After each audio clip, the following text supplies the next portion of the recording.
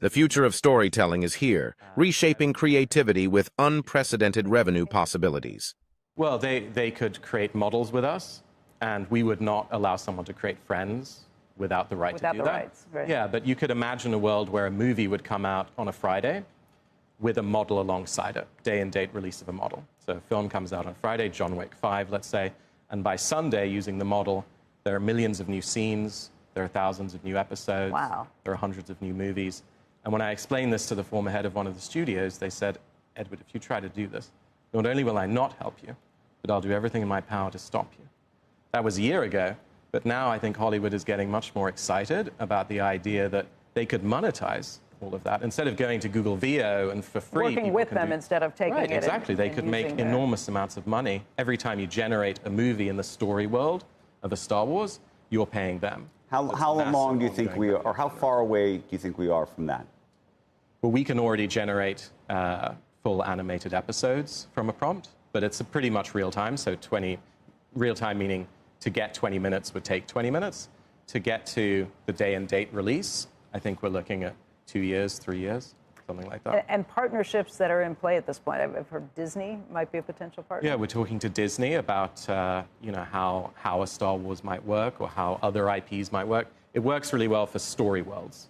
So this is a story world that I love. Maybe it's Tolkien, and I'd love to create my own stories with it, and then all that money flows back to the IP holder. Who likes it? The bean counters in Hollywood? Do directors look at this and say, hey, I can get creative with this and use this as a tool, or not? The artists that we're talking to feel that it's not just a tool, it's a new medium.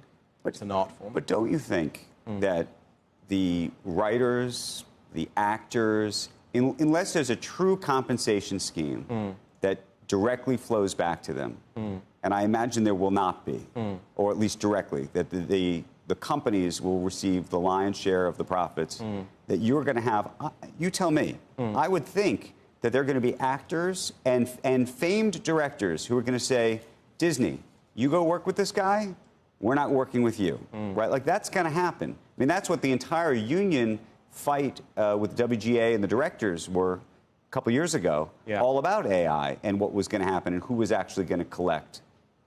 Yeah, so when, we sort of released these South Park episodes as an example during the strike to give people a feel for what was coming. Because some of the heads of the studios were trying to underplay it and say nothing's going to change, it's all going to be the same. And I think the truth is that things are going to change, but the only thing I disagree with you is that there isn't a way to make the money work. So I do think that it's not just going to create huge revenue opportunities, but new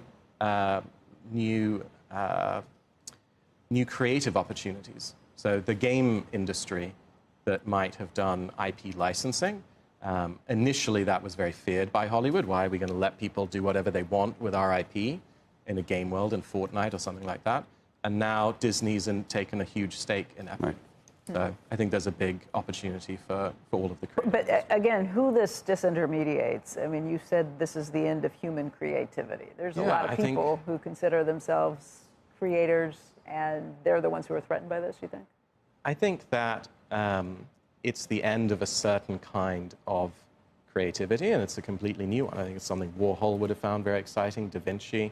The idea that an AI can be creative and that you can create a work of art that creates further works of art is something really exciting. Here's my question. I'd compare it to the music industry, where big artists have done exceptionally well under streaming. They get paid a lot of money for it. They're able to do these concerts. It's harder to be an up-and-coming artist and to make a living at it these days. Is that what you see happening to Hollywood?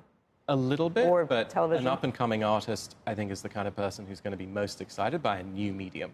So something that's, that the older generation would be more frightened of. Yeah. They'd say, I'm going to dive right in, and I think AI is an exciting new medium, just as games was and cinema was at some point, and I'm going to take a big risk and make something from it.